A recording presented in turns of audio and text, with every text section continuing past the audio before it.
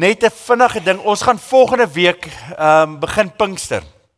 Volgende week begin Pinkster, of die week daarna, nie volgende week, die week daarna. En daai Sondag aand met Café Berea, nou is al die jong mense, hulle is in elk geval vanaand is Café Berea weer, maar dan gaan praat ons oor die Heilige Gees. Seker die een van die drie eenheid, wat baie keer die meeste misverstaan word, in die werking van wat die Heilige Gees doen. En interessant genoeg, ons is presies in Romeine 8. En Romeine 8, Bianca, gaan oor die Heilige Gees se werking. So dit gaan 'n amazing deel wees. Ons nooi sommer al die gemeente uit na daai Sondag aand. Ons gaan 'n bietjie praat oor die werking van die Heilige Gees. En ek en nou Christian is opgewonde. Ons gaan so 'n paneelbespreking hê daai aand en julle gaan 'n Q&A julle kan vra en ons gaan lekker as 'n gemeente sommer saam gesels oor die Heilige Gees en die werking van die Heilige Gees. So dis nou nie volgende Sondag, die Sondag daarna. Nou as ek nou klaar my aankoms is almal hierso wat hier moet wees. Ons kan maar begin. Vader, wat 'n wonderlike voorreg om die woord weer oop te breek en weer in Romeine te wees. Ag Vader, dankie vir die werk wat U in my lewe doen op hierdie oomblik deur die woord. Dankie dat ek die voorreg het om in die woord te delf. Dankie dat U primêr met ons praat deur die woord en dankie dat vanoggend geen dit nie anders te gaan wees nie. Dat U weer deur die woord en deur die Heilige Gees wat in ons woon, hierdie woord gaan oopbreek. Help ons dat dit nie net 'n rasionele net 'n bloot rasionele endeavor sal wees nie. Maar dat dit regtig in ons harte sal grondvat, hierdie woord, en uitspeel in 'n lewe van oorvloed. In Jesus naam. Amen. Kom ons maak oop by Romeine 7. Romeine 7.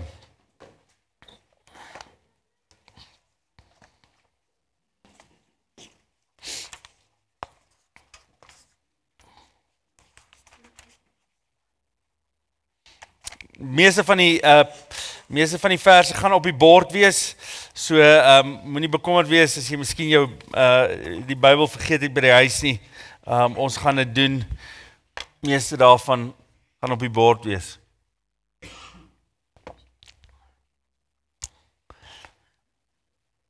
Weet julle wie Sisyphus? Wie weet wie Sisyphus was in die geskiedenis, die mitologie van Sisyphus? Weet julle wie Sisyphus? Sisyphus is 'n interessante man. Hy wou, soos die Engelsman sê, immortal wees. Hy wou vir ewig leef en toe besluit Zeus, hy gaan 'n triek op hom trek, Jan, en hy besluit toe by hom, hy gaan om vir die res van sy lewe, as jy ewige lewe wil hê, as jy vir ewig wil lewe, Andrei, dan gaan jy 'n rots opstoot teen 'n berg op. En net as jy dink jy's bo, dan gaan die rots val en afrol weer te onder. En die res van jou dae gaan jy hierdie rots opstoot, en net as jy dink jy's heel bo, dan gaan die rots weer afrol. En dit gaan jou werk wees vir die res van jou lewe. Enigiemand wat voel hulle lewe is op hierdie stadium so? Jy stoot die rots op elke dag en dan môreoggend staan jy wakker, word jy wakker en dan denk jy, ons moet weer van voor af begin. Enigiemand wat so voel? Iemand wat so voel, tieners oor hulle geestelike lewe op hierdie stadium of hulle verhouding met die Here. Net as jy dink, ek het hierdie ding onder beheer. Ek het nou hierdie Christelike lewe, ek verstaan dit nou, ek het my sonde opgestoot in hierdie berg, ek is bo, net om die volgende dag agter te kom, en dan val ek weer. Enigiemand wat so voel? Dit is terrible, want julle moet nie so voel nie. Dit is interessant dat baie mense dit so voel en dink by hulle self, dis wat die Christelike lewe is. Interessant genoeg, kom ons lees gou Romeine 7. En dan sê julle agterkom, hoekom ek hierdie voorbeeld gebruik. Ons gaan sommer die hele gedeelte lees, is julle reg? Julle moet nou konsentreer, want ons gaan oor hierdie gedeelte preek, so dit is altyd goed om die hele konteks te hê, van vers 7 af. Hy sê Paulus, wat is ons gevolgtrekking? Dat die wet van Moses sonde is? Beslis nie. Inteendeel, ek sou nie geweet het wat sonde is, as dit nie deur die wet was nie. Ek sou byvoorbeeld nie geweet het dat dit sonde is om te begeer nie, as die wet nie gesê het, jy mag nie begeer nie. Maar deur hierdie gebod het die sonde 'n vasdra plek gekry en elke soort begeerte in my aan die gang gesit, want sonder die wet is sonde dood. Voorheen toe die wet nie daar was nie, het ek gelewe, maar toe die gebod gekom het die sonde begin lewe en ek het gesterwe. Dit het gebleik dat die gebod wat bedoel was om vir my lewe te bring, vir my die dood beteken. Die sonde wat deur die gebod 'n vasdra plek gekry het my deur die gebod mislei om my dood gemaak en my dood gemaak. Die wet is dus heilig en sy voorskrifte is heilig en reg en goed. Beteken dit dat iets wat goed is vir my die dood gebring het? Beslis nie. Inteendeel, die sonde het vir my die dood gebring. Dit het die sonde gedoen deur iets wat goed was, sodat die sonde in sy ware aard as sonde bekend sou word en dit deur die gebod sou blyk hoe skrikwekkend die sonde werklik is. Wie het my nou al verloor? Alright, wonderlik. Julle het Paulus verloor net daar, verstaan jy? Moenie bekommerd wees nie, julle oë gaan oopgaan. Vers 14. Ons weet tog, die wet is geestelik, maar ek is aards en soos 'n slaaf aan die sonde verkoop. Ek begryp selfs nie wat ek doen nie, want wat ek wil doen, dit doen ek nie. Maar wat ek haat, juist dit doen ek. Dat ek nie wil doen wat ek doen nie, beteken dat ek toegee dat die wet goed is. Maar nou is dit nie meer ek wat dit doen nie, maar die sonde wat in my woon. Ek weet immers dat die goeie nie in my woon nie in my sondige aard nie. Daar is by my wel die wil om die goeie te doen, maar ek doen dit nie. Die goeie wat ek wil doen, doen ek nie, maar die slegte wat ek nie wil doen nie, dit doen ek. Wie is nou by my? Vers 20. En as ek nou doen wat ek nie wil doen nie, dan is dit nie meer ek wat dit doen nie, maar die sonde wat in my woon. So vind ek dan hierdie wet in my. Ek wil die goeie doen, maar al wat ek doen is die slegte. Diep in my wese vind ek vreugde in die wet van God, maar ek vind in my doen en late 'n ander wet, wat stryd voer teen die wet van my gees. Dit maak 'n gevangene van die wet van die sonde, wat in my doen en late aan die werk is. Ek, ellendige mens. Wie sal my van hierdie doodsbestaan verlos? Aan God die dank, hy doen dit deur Jesus Christus ons Here. So is dit met my gesteld, met my gees dien ek die wet van God, maar aan my doen en late die wet van die sonde. Net interessant genoeg, die Romeine 7, ons het nou in die begin het ek gesê, die Romeine brief van Paulus is die daar's meer doktorale studies en M's gedoen in die teologiese fakulteite van die wêreld oor Romeine as enige ander brief. Interessant genoeg, raai wat se hoofstuk het die meeste doktorale studies en meesters tesisse? Romeine 7. Ag, jy het dit geweet, Gideon. Ja, hy's slim. Ja, wie hy? Dis Romeine 7. Hoekom? Want dit is so 'n kontroversiële gedeelte. En julle sal nou agterkom hoekom dit kontroversieel is. Net interessant genoeg, hierdie volgende, is wat Paulus hier beskryf, is nie 'n Christelike issue soseer nie. Want as jy dink waaroor die Grieke, veral die Stoïsyne gepraat het, was dit juis oor hierdie issue. Dit wat ek wil doen, dit doen ek nie. Hoor wat sê Plato byvoorbeeld. Want baie keer sal mense sê, ja, hy praat hier spesifiek met Christene, met gelowiges. Maar hoor wat sê Plato. Meeste mense sal sê dat alhoewel hulle weet wat die beste is, weier om dit te doen. Aristoteles, onthou julle daai Griekse filosoof, hy sê, 'n mens dink nie dat 'n daad reg is, voordat hartstog hom beïnvloed het nie. Hy sê, niemand dink 'n daad is reg nie. Dit is interessant hoe dit is, nie? Baie van julle het gedink op 'n stadium, hierdie ding is heeltemal verkeerd. Tot jy onder daai begeerte gekom het, dan dink jy, okay, dit is dan nie so verkeerd nie. Is dit nie so nie? Of iemand in jou familie doen het, dan dink jy, alright, dis nou, jy weet, dit verander nou heeltemal. Asof dit alles verander het wat ons dink. So hier is die interessante ding. Dis 'n bloot menslike ding. Ons weet wat die regte ding is. Of jy nou ateïs is of nie, daar's 'n wet geskrywe in ons harte. Elkeen van ons. Die interessante ding, as jy die wet voorhou vir iemand wat nie glo nie, en jy sê vir hom, dink jy dit is 'n goeie ding om dit te doen? Die volgende 10 gebooie. Veral die laastes met ons medemens, wat sal hulle vir jou antwoord? Ja, is om moord te pleeg 'n goeie ding? Om nie moord te pleeg, is dit 'n goeie ding? Ja, ons moet nie dit doen nie. Is om te lieg 'n slegte ding? Ja, dis 'n slegte ding. Egbreek is 'n slegte ding. Maar in dit kom ons agter dat wat ons wil doen en wat ons sê die regte ding is om te doen, dit juist doen ons. Interessant genoeg. Dis altyd 'n interessante ding vir my dis een van die grootste getuienisse van God se bestaan is hierdie morele en etiese wet wat in ons harte ingeskryf is. Is nie so nie. Jy sê nie vir leeu, jy is sleg om 'n bok te eet nie. Dis wat hy doen. Hy eet 'n bok. Verstaan jy? Hoekom is dit dat die mens so struggle om die regte ding te doen terwyl hy weet dit is eintlik die slegte ding wat hy wil doen of gaan doen? Nou hier is die vraag natuurlik. Een van die grootste besprekingspunte in Romeine is die volgende vraag: wie is die ek waarvan Paulus hier praat? Wie is die ek? Ek wat hier wil doen, wat ek nie wil doen nie? Leon mag nie antwoorde voor die tyd gee nie, hoor. Dis 'n retoriese vraag hierdie. Wat is die, van wie praat hy? En interessant genoeg, baie van die ouens waarna ek opkyk, verskil van my hiermee, as jy vir my 3 weke teruggevra het, Fred, Romeine 7, van wie praat Paulus, het ek vir julle 'n ander antwoord gegee, as wat ek vanoggend gaan gee vir julle. Dis 'n interessante ding. So die Here het my mind gechange, glo ek, alhoewel ek dink, ander ouens sal sê, ja nee, maar Fred, dis die Here wat jou mind gechange het nie. Maar hier is die interessante ding, soos John Piper, sien dit heeltemal anders as ek, en hy is iemand waarna ek opkyk, en een van my mentors in terme van dinge, sy sien dit anderste. Maar ek glo dit, wanneer ons klaar is hier vandag, dat julle oë heeltemal sal verhelder, om iets van die heerlikheid van God se werking in ons lewens te sien. En dis wat ek wil doen vanoggend. Wie is die ek? Is dit Paulus voor sy bekering? Is dit Paulus wat hierdie stryd in die teenswoordige tyd voer? Want hy gebruik die teenswoordige tyd. Asseblief, gou volgende. Ek weet van julle dwaal nou af. Julle wil luister, maar julle luister nie. Johnny, jy sit hier en jy dink by jouself, jy wil luister, ek wil luister. Jene gister se rugby. Verstaan jy? So, jy ervaar wat Paulus hiervan praat op hierdie oomblik, verstaan jy, hierdie teenswoordige tyd. Is dit Paulus wat hierdie stryd in die teenswoordige tyd voer?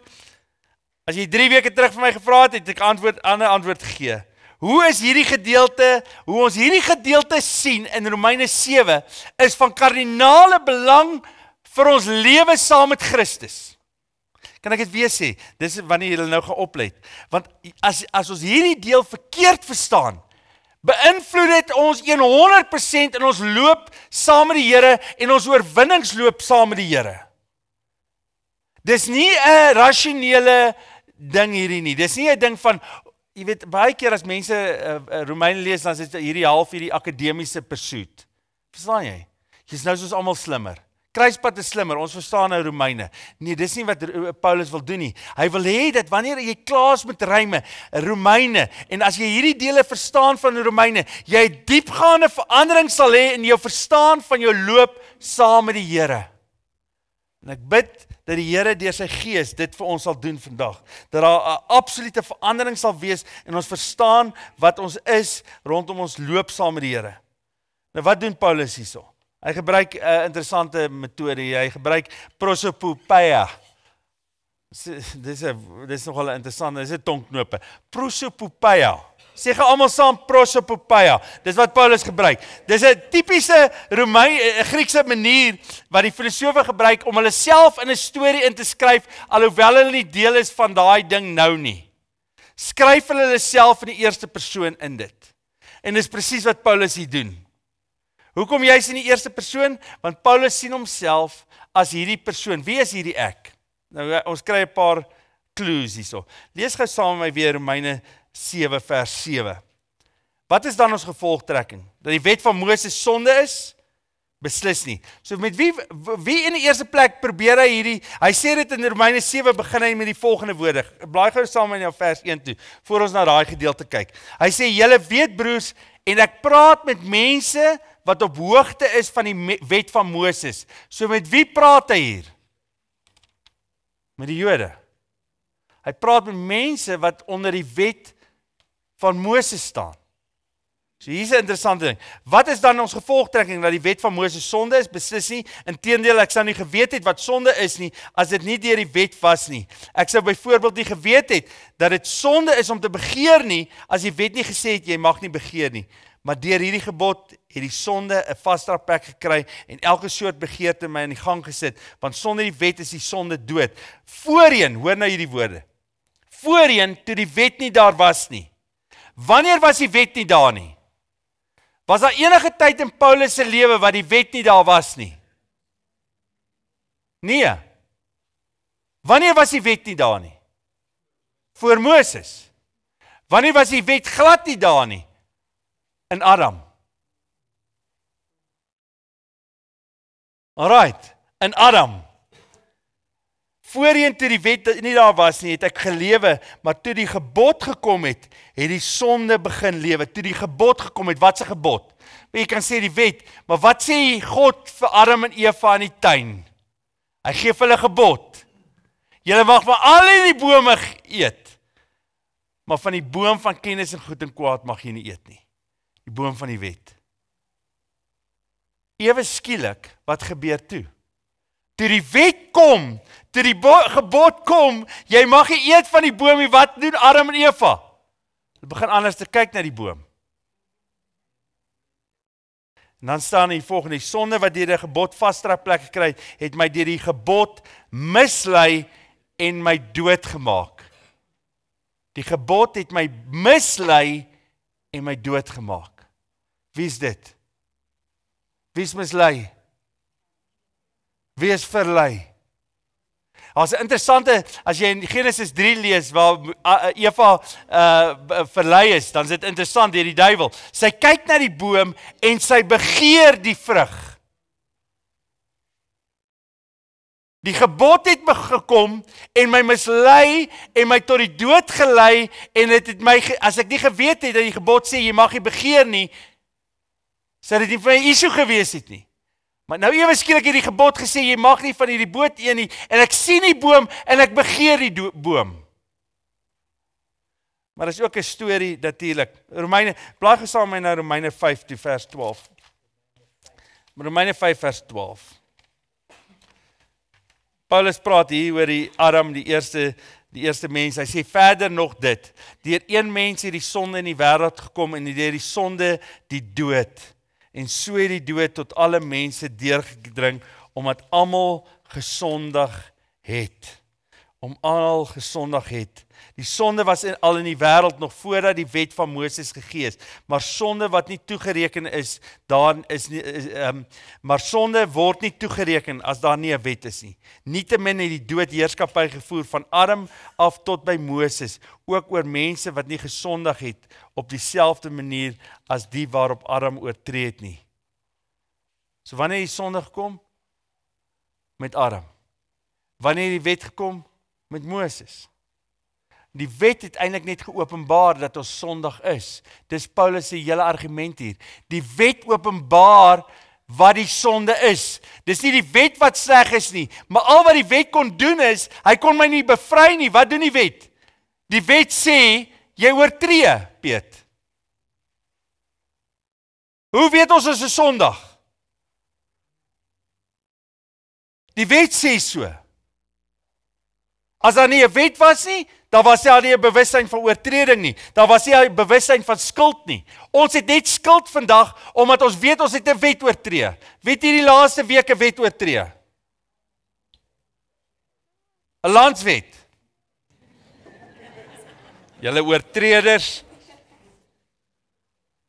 So hy praat hier oor Adam, en hy praat oor Israel, en hy praat in die enkel persoon, want hy is in al twee. Paulus is in al twee, en hy sê hierdie twee persone is al twee in die wet van God vasgeval, en hulle is oortreders van die wet. So hy praat nie hier in die eerste plek, hoor my mooi, hy praat nie oor iemand wat in Christus is nie. Daar's 'n hele ander lewe vir die wat in Christus is, as vir die wat in die wet is. En ek gaan nou vir julle sê hoekom hy dit nie sê nie. Beteken dit dat ons nie baie keer so voel nie? Nee, Johnny, ons voel baie keer so. Ons voel nog onder die wet. Dit wat ek doen, Nelis, dit doen ek nie en dit wat ek nie wil doen nie, dit doen ek. Ek voel baie keer so, maar dis nie van wie hy praat nie en hy wil nie hê kinders van die Here moet so dink oor hulle loop saam met die Here nie. Asof dit sifilis is wat die rots opstoot en hy elke keer terugrol nie. Dink jy dis wat God van sy kinders wil hê? Here, kan nie. Val ek weer. Here, dan val ek weer. Verstaan jy? Is dit wat die Here van sy kinders vra?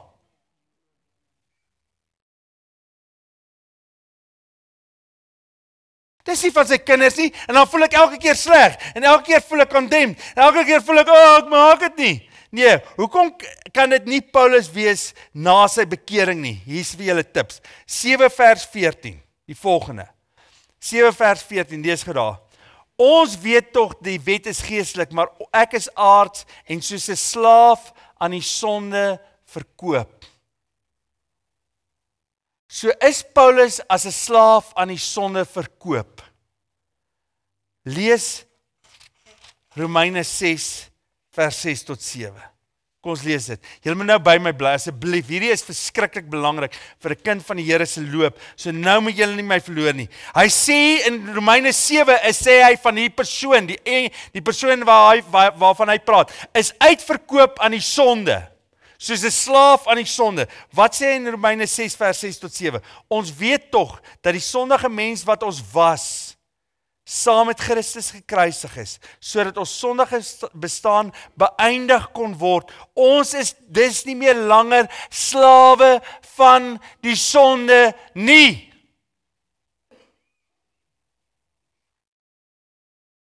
Snap julle?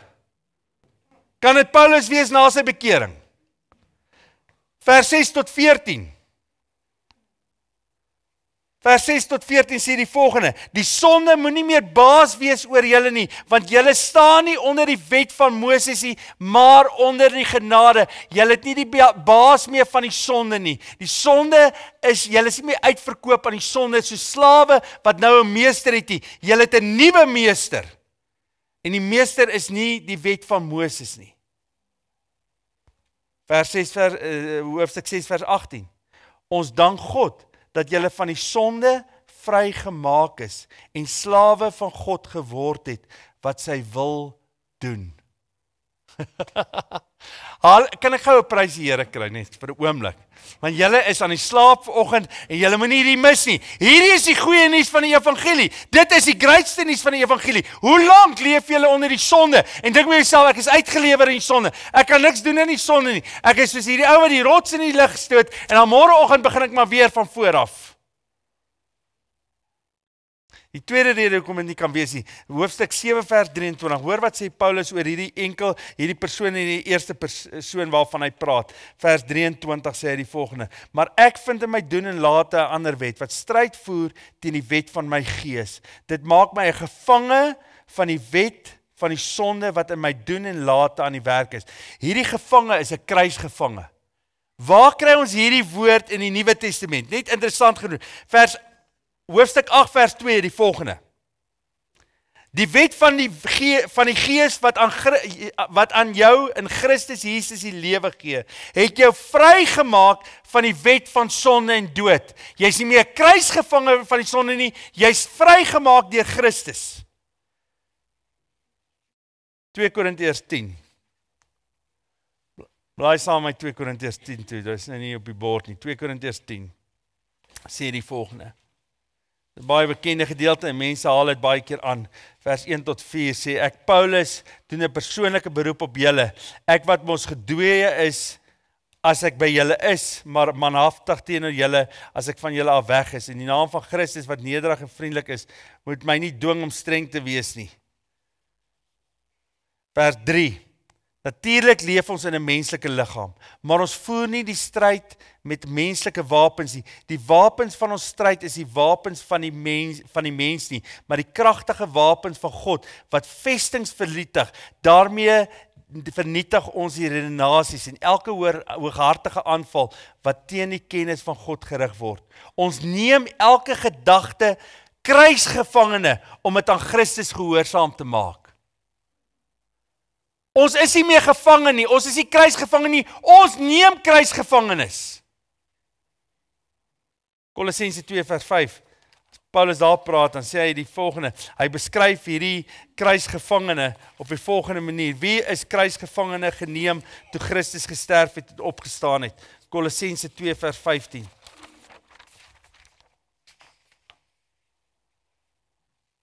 Hy het elke mag en gesag ontwapen en hulle in die openbaar vertoon deur hulle as kruisgevangenes in die triomftog van Christus mee te voer. Is ons deel van God se triomftog in Christus Jesus? Ons is nie kruisgevangenes nie. Die maghebbers van hierdie wêreld is die kruisgevangenes nou van God. Vers 18, ek kan nie. Vers 18 sê die volgende, hy sê, hoofstuk 7 vers 18 sê, Paulus die volgende, ek weet immers dat die goeie nie in my woon nie, nie my sondige aard nie, daar is by my wel die wil om die goeie te doen, maar ek doen dit nie.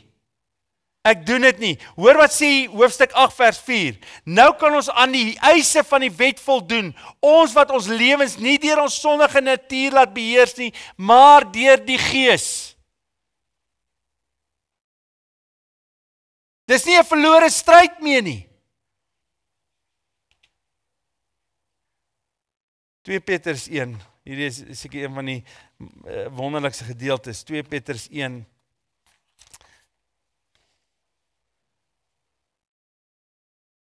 Petrus 1 vers 3 tot 4.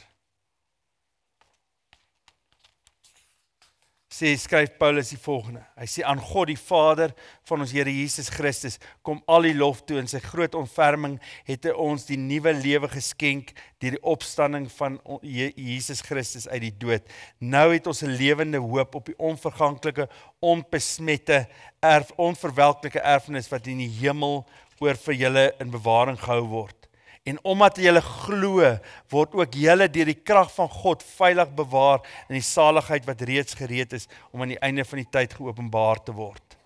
Aan God, die Vader van ons Here Jesus Christus, kom die lof toe. In sy groot ontferming het hy ons 'n nuwe lewe geskenk.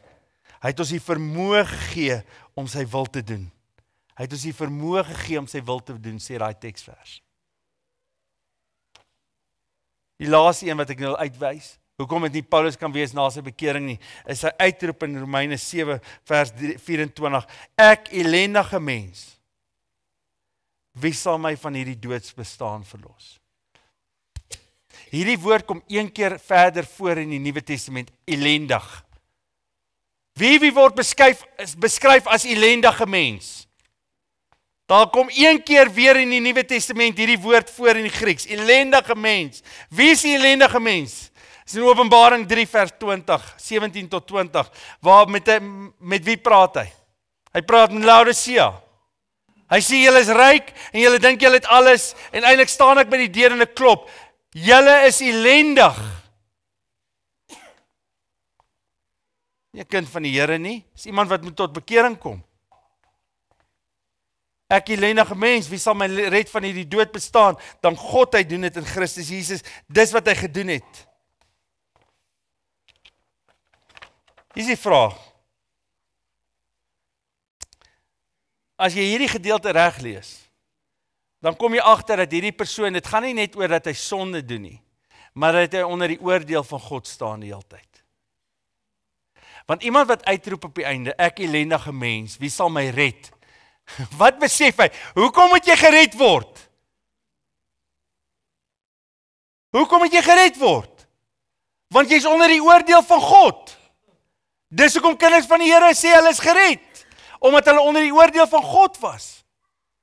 Ek ellendige mens, wie sal my red van hierdie doodsbestaan? Dan God, hy doen dit deur Christus Jesus. Hier is die interessante ding. Die ellendige mens, wie sal hom red? Het te doen met sy skuldlas wat hierdie persoon dra. Want elke keer as hy sondig doen, is hy weer onder die skuldlas. Wie van julle voel skuldig elke keer weer as hy sondig gedoen het? Elkeen? Wie help ek jou? Ja, nou voel ek so skuldig. Ek is nou skuldig, ek is nou sondaar. Jende mense, dit help jou niks nie. Dit maak jy net skuldig. Hy het jou gered en die skuldlas van die sonde weggeneem. Kom ons lees gou hierdie gedeeltes. Romeine 8 vers 1. Dis die gedeelte wat ons eintlik in gedagte moet hou. Direk na hierdie hele relaas van Romeine 7 sê Paulus die volgende. Lees saam met my. Daar, lees nou saam met my. 1, 2, 3. Daar is dus nou geen veroordeling vir die wat in Christus Jesus is nie. Kan ons dit vat?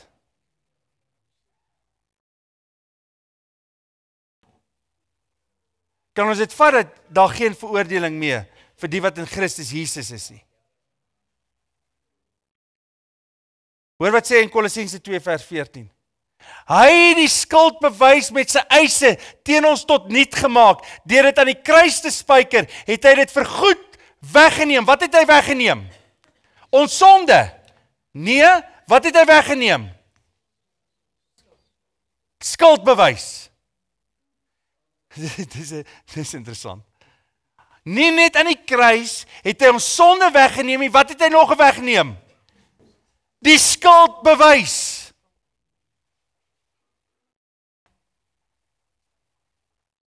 Oh man, julle moet nou mooi hoor vanmôre, dis beter as wat jy dink. Die evangelie is beter as wat jy ooit kon dink dit is.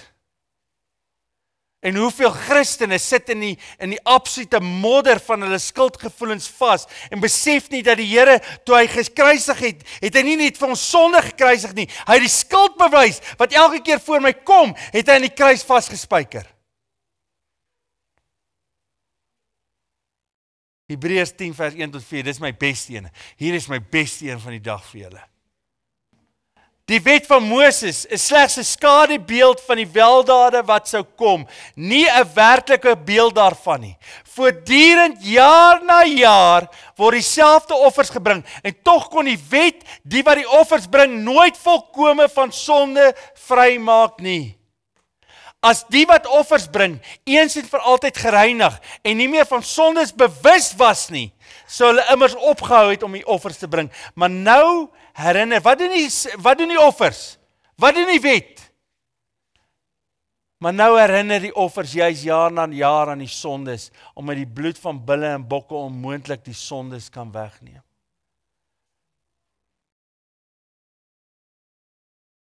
Elke keer as ek die wet kyk, dan word ek herinner aan wat? Aan die sonde. En wat gebeur? Ek is onder die oordeel. Daar's een belangrike persoon wat jy nooit kry in Romeine 7 nie, vers 7 tot 24 nie. Jy kry hom in Romeine 6 en jy kry daai persoon in Romeine 8.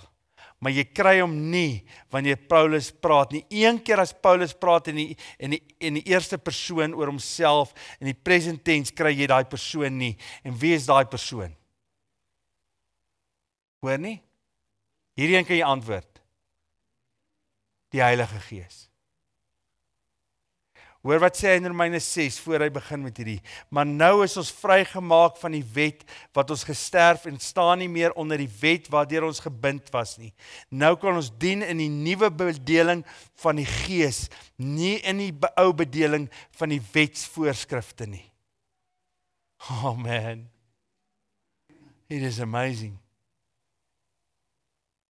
Kan ek dit weer lees? Maar nou is ons vrygemaak van die wet, want ons het gesterf en staan nie meer onder die wet waardeur ons gebind was nie. Ons was gebind deur die wet. Ons is vrygemaak van die wet. Nie omdat die wet sleg is nie. Nie omdat die wet sleg is nie, maar die wet kan nie doen wat die Gees kan doen nie. Die wet kan my net veroordeel. Dis al wat die wet kan doen. Dis waarvoor hy gemaak is om te doen. God het sy wet gegee, sodat jy op elke keer as jy na die wet kyk, dan moet jy veroordeel voel. Dit was ons tugmeester, sê Galasiërs, sê Paulus in Galasiërs. Wat is die tugmeester? Hy tug ons terug om net in die lyn te kom met God se wil. Maar kon hy dit doen? Nee. Maar deur die Gees, mense, die Gees, die derde persoon van die drie eenheid, die Gees van die Here Jesus, het dit moontlik gemaak. Romeine 8 vers 2, as hy, dis nou tussen hierdie twee sê, die wet van die Gees, wat aan jou in Christus Jesus die lewe gee, het jou vry gemaak van die wet van die sonde en die dood.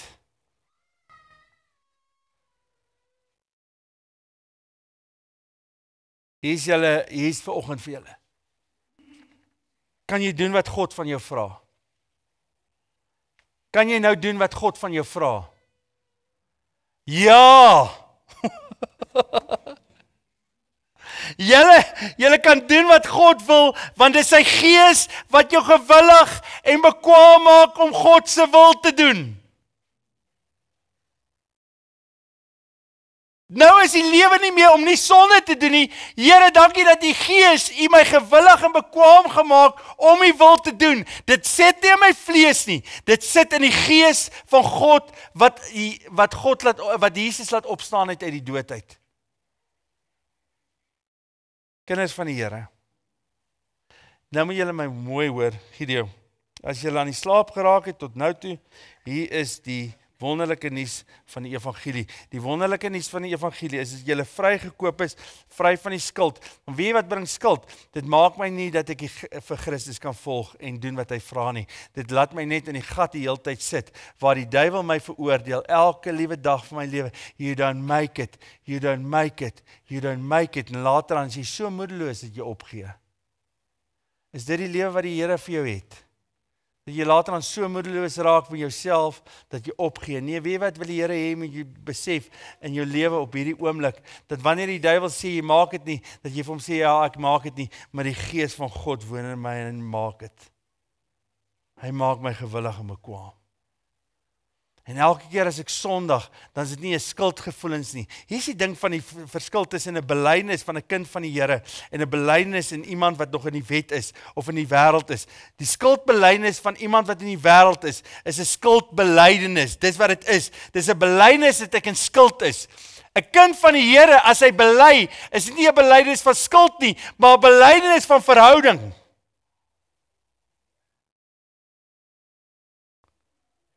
Julle moet nou mooi die verskil hoor. Moet 'n kind van die Here nog steeds bely? Verseker.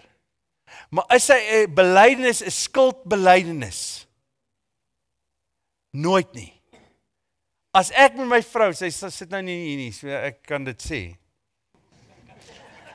Want gewoonlik moet ek bely. Wie van die mans moet meeste van die tyd bely? As jy anderste is dit jy weet, ja, baie geluk. As ek bely gewoonlik, hier is die ding, wat wil ek doen met my belydenis? Verhouding herstel. Want nou is die belydenis nie, nou is ek in, nou is ek uit nie. Imagine jy is getroud, weer eens terug by ons voorbeeld van die huwelike, van 'n wettiese huwelik en 'n liefdeshuwelik. Die wettiese huwelik sê, alright, as jy dit nie maak, is jy uit. Die liefdeshuwelik sê, ek wil die liefde herstel. Vergewe my. Want die verhouding is belangrik.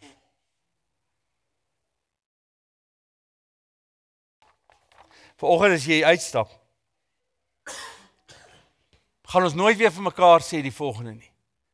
Dit wat ek wil doen, dit doen ek nie. Jy sien, Paulus praat ook daar. Hy suffer ook maar. Dit wat ek wil doen, dit doen ek nie, en dit wat ek nie wil doen nie, dit doen ek. Verstaan jy? Wie sal my red van hierdie dood bestaan? Nee, Christus Jesus het jou gered van daai dood bestaan. En dit gaan nie meer oor om nie sonde te doen nie. Dit gaan nou dat die Gees van die Here in my werk, kragtig in my werk, om sy wil te doen. Wie hoe bevrydend was dit hierdie week vir my? Tannie Lyn, wie hoe bevrydend was dit vir Fred Lou in hierdie oomblik, in hierdie week waar ek weer kom voor die Here en sê, Here, dankie dat ek nie onder die skuld las staan nie, maar onder die bevrydende werk van Jesus Christus. En dankie, Here, dat U dit deur die Gees my elke liewe dag vernuwe elke liewe dag om U wil te doen.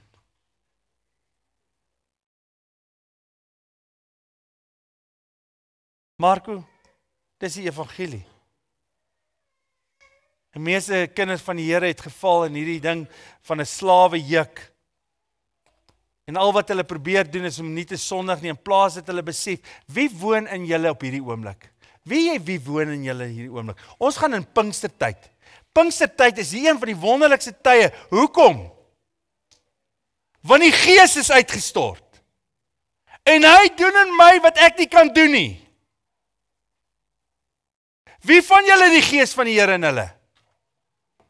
Hier is die amazing ding. Wie Johan wat interessant van kinders van die Here, is hulle leef asof die Gees nie in hulle is nie. Want hulle besef nie elke liewe dag as hulle opstaan, dan sê hulle, okay, ek gaan nou probeer nie. Nie hulle bid nie, die regte gebede nie. Die gebede wat hulle bid is, Here, help my om nie te sondig vandag nie. Wat 'n gebed is dit?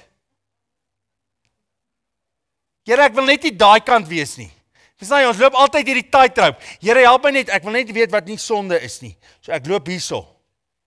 Nee, die Gees wil jou 'n hele nuwe lewe gee. Dis beter as wat jy dink dit is. En as jy vanoggend opstaan, die oggende opstaan en sê, Here, deur die woord, ek drench myself in die woord, want die woord is waar. Ek leef in die woord in. Ek leef, ek drink dit op, want wat die hart van vol is, loop die mond van oor, dat die Gees en die woord in my lewe deurdrenk, en dan vra ek, Here, spoel dit uit my uit. Die lewe in Christus. Amen. Ja, halleluja, halleluja, Here, U evangelie is beter as wat ons ooit kon dink.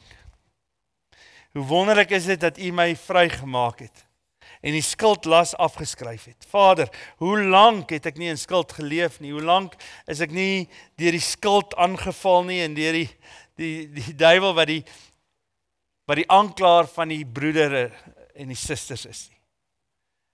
Here, maar dankie dat U Romeine 7 in die woord laat opskryf het deur Paulus. Dankie dat ons vrygekoop het. Dankie dat ons nie meer kruisgevangene is van die sonde nie. Maar dat ons nou deur die Gees elke gedagte in kruisgevangenskap kan hê. Vader, ek weet hier's mense wat hier sit, wat miskien dink by hulle self, ja, ek sukkel met hierdie een sonde in my lewe. Ek struggle en ek vra lankal vir die Here om dit weg te neem. Vader, mag U in hierdie oomblikke vir hulle wys dat U 'n werk in hulle besig is om te doen, en U sal die werk wat U in hulle begin het tot die volëinding toe bring. Dat hulle nie 'n slaaf van daai sonde is nie, maar dat U deur die Gees besig is om hulle vry te maak. Hoe wonderlik is dit nie, Here? Dat die evangelie ons nie los in die vlees nie. Hoe sleg sou dit gewees het as U net gesterf het van ons sonde, maar die skuldlas was nog steeds daar. Maar dankie dat U sonde vasgespijker is aan die kruis, en die skuldlas vasgespijker is in die kruis, en dat U ons vrygekoop het, om U sin te wees. Here, dankie dat ons kan wil dit wat die goeie is, deur die Gees wat in ons is. U maak ons gewillig en bekwaam om U wil te doen. Ons loof en prys U daarvoor. Halleluja vanoggend, Here.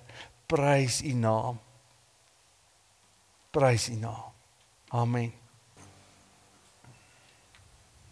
Ek wil julle los met Efesiërs 2.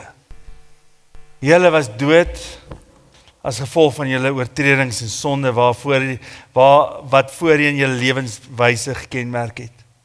Julle het gelewe soos hierdie sondige wêreld, en julle het lei deur die forse van die onsigbare magte, die gees wat daar nou in die werk is, en die mense wat aan God ongehoorsaam is. So het ons trouens vroeër ook gelewe. Ons is deur ons sondige begeertes oorheers, en ons het gedoen net waartoe ons liste ons gelei het, en wat in ons gedagtes opgekom het. Vanweë ons sondige natuur sou ons net soos die ander mense deur God gestraf moes word. Maar God is ryk in barmhartigheid en het ons innig lief. Deur sy groot liefde het hy ons wat dood was as gevolg van ons oortredings saam met Christus lewend gemaak. Uit genade is julle gered. Ja, in Christus Jesus het hy ons saam met hom opgewek uit die dood en ons saam met hom in die plek in die hemel gegee, sodat God ook in die tye wat kom sou laat sien hoe geweldig groot sy genade is deur die goedheid wat hy in Christus Jesus aan ons bewys het. Julle is inderdaad uit genade gered deur geloof. Hierdie redding kom nie uit julleself uit nie. Dis 'n gawe van God. Dit kom nie deur julle eie verdienste nie, en daarom het niemand enige rede om op homself trots te wees nie. Nee, God het ons gemaak wat ons nou is. In Christus Jesus het hy ons geskep om ons lewe te wy aan die goeie dade waarvoor hy ons bestem het, die genade van ons Here Jesus Christus. en die liefde van God ons Vader en die gemeenskap met die Heilige Gees sal met julle wees en bly, soos wat julle goeie dade doen en totdat Christus terugkom. Amen.